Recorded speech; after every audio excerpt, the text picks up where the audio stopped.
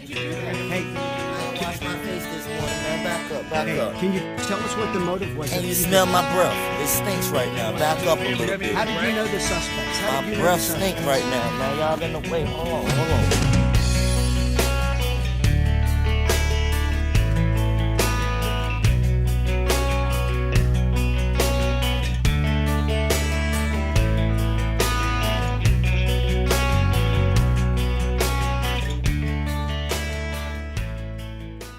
What's going on, everybody? Welcome to AfterPrisonShow, and in this video I want to tell you about two absolutely insane stories that I just learned about. And I also really want to hear what you think about both of these stories. Before we get into this video, however, I do have something that I want to say. Today is actually a pretty big day for me. I'm actually thinking about making a vlog out of this because today there's going to be some pretty big changes in old Joe's life. And I'll just leave it with that suspenseful edge of your seat type of thing there. And again, I am hoping that I can bring this to all of you, possibly tomorrow. But with that being mentioned, let's go ahead and get into this video. And it's this first story that I want to tell you about that I have never before heard of anything like this ever. And in fact, what this first story deals with is a real life get out of jail free card. Allow me to introduce you to 31-year-old Antonio Dwayne Brown, who back in 2014 was arrested and sentenced to 1.5 years to 5 years in prison for fleeing and eluding police. But it would be only mere hours after this man was sentenced and then beginning to serve that sentence that this guy would end up doing something that would allow him a second chance at freedom. It would be on the very first night into Antonio Brown's sentence that a female guard would receive a request from another prisoner by the name of Willie Williams, who would go on to ask that guard if he could get a roll of toilet paper. And when this request came in, this officer was kind enough to pop the cell lock of this guy Willie Williams and would allow him to leave from his cell to go get that roll of toilet paper, hoping that this guy would do the right thing and just return back to his cell. However, that wasn't the case at all. And in fact, what Willie Williams did instead was hid behind some pillar inside of the cell block and waited for this female guard to then make her rounds. And it was as she was making her rounds that Willie Williams jumped out from behind this pillar and began to attack this female officer. Now, as this prisoner was attacking this officer, there was probably a good amount of commotion taking place during this attack. And with me assuming that that was probably the case, I'm sure other prisoners were awoken by this and were probably standing there at their cell door, maybe even being able to see this, and maybe also even wanting to go as far as to help this female officer who was being attacked. But again, all of these other prisoners were locked down in their cells. So even if other prisoners wanted to help this woman, there was nothing that they were able to do. But there would be something crazy that would happen during this attack. You see, when Willie Williams jumped out from behind this pillar to begin to attack this officer, he did two things right from the onset of this assault. The first thing being knocking the radio right out of her hands. And then the second thing was somehow he began to push buttons that actually opened up the cells of all of the other inmates. Now, I'm not exactly sure what he was thinking while doing this. Maybe he was trying to stage some sort of riot and escape attempt, thinking that if he attacked this officer and then hit these buttons to release all of the other prisoners, all of these other prisoners would get on board with what this guy was doing and maybe try to help him further his cause. Whatever this guy's intentions really were, if they were even anything more than just attacking this female officer. But whatever old Willie Williams was thinking, hitting all of these buttons to release these other prisoners, and maybe in his mind these prisoners getting on board with whatever he was trying to hatch, that would definitely turn out to not be the case at all. In fact, it was as soon as all of the cell doors were unlocked that a group of prisoners led by Antonio Dwayne Brown, the guy who had just been sentenced a few hours prior to 1.5 years to 5 years for eluding and fleeing from the police, came to the rescue of this officer who definitely was in need of some assistance. The Kent County Sheriff's Office, where the story takes place, said that it was Antonio Brown who took the initiative to rescue this officer, saying that he was the one that actually pulled Willie Williams from her and even used her radio to call for help. And it was because of what Antonio Brown did that this female officer by the name of Jacqueline Rodriguez would go so far as to contact the judge who sentenced him and ask him to consider resentencing Mr. Brown. When the judge heard this story and also received this request from this officer, the judge did exactly that. And he did so the very next day.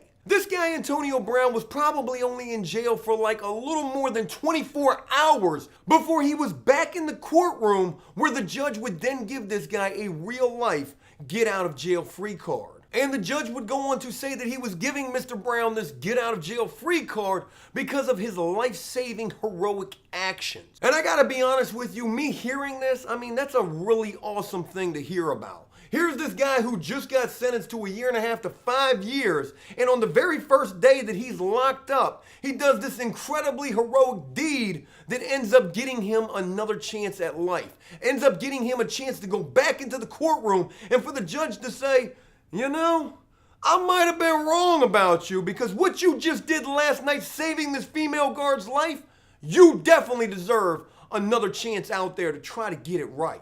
I mean, you certainly don't hear about things like that happening damn near ever. So to me, I mean, this is a really amazing story. And as for the attacker, Willie Williams, who was already sitting in jail on 4 armed robbery charges, and let me just go ahead and tell you, an armed robbery charge carries something like 20 years. So go ahead and times that by 4. This guy's already looking at a life sentence already. Then go ahead and add on to that the assault on a staff member charge that this guy gets for this attack, where in court, Jacqueline Rodriguez, the attacked officer, said that she feared for her life as this guy was basically strangling her to death and was actually ready to embrace just that as he was doing so. Well, if you're wondering what Willie Williams received for just that charge alone, this guy was sentenced to 80 to 160 years just for that charge. And you know, there's one more crazy part to this whole story. The female officer who was attacked, a woman who had been on the job for something like 9 months, ended up getting fired after this attack happened. And the story says that the reason she was fired is because she certainly took a leave of absence after this attack took place. And also that she didn't complete some sort of probationary period, maybe after that time of leave. I'm not exactly clear on all of that. Hell, maybe the woman never wanted to go back. I mean, especially after dealing with such a traumatic incident, who the hell ever would want to or could ever go back to try to deal with that job again? But I just find it kind of crazy that this woman was actually fired by the sheriff's department, when in my own personal opinion, I would imagine the sheriff's department would be doing everything that they possibly could to try to accommodate this woman and make sure that she's okay, instead of actually firing her. But again, that's just my own personal opinion. And you know, I really want to hear what all of you think about this story. I mean, do you think this guy deserved this get out of jail free card? What if this guy, Willie Williams, wouldn't have hit all of these buttons to release all of these prisoners? What the hell was he actually thinking doing so? And what do you think about the sentence that he received? And also, what do you think about the victim in this situation, this correctional officer who ended up getting fired? I gotta tell you, that certainly smells like a lawsuit to me. This next story that I want to tell you about has absolutely nothing to do with getting out of jail or a get out of jail free card. In fact, the 2 individuals that I'm about to tell you about in this story, these guys are most certainly never getting out of jail. 29-year-old Kareem Mitchells and 19-year-old Richard Holmes, 2 guys who were just arrested yesterday, pretty local to where we're at here with the After Prison Show, and in fact are actually being held in the same jail where I would begin my 7-year prison sentence at. But these guys were arrested yesterday after a home invasion that happened last Friday. A home invasion that happened a mile down the street from where these 2 were actually living at. And the criminal complaint filed against these 2 says that these guys went up to this house that was about a mile away from where they lived at, and then kicked in the door where an elderly woman and her son lived at. And not only did these guys commit this home invasion, they also shot this elderly woman and her son multiple times, killing them both.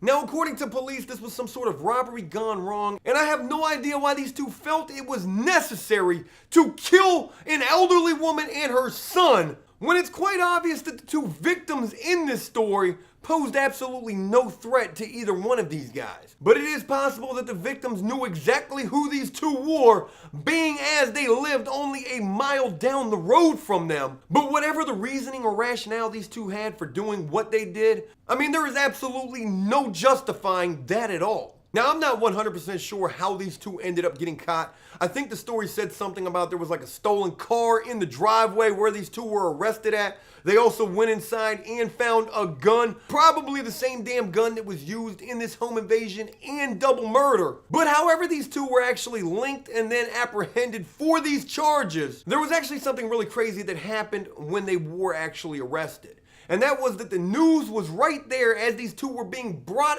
out of the police station after being questioned and after one allegedly admitting to being the trigger man. But it was as they were being brought out of the police station to be then taken to the jail that a reporter was right there to ask both of these guys if they had any regrets about this at all. And this is what both of these guys ended up saying.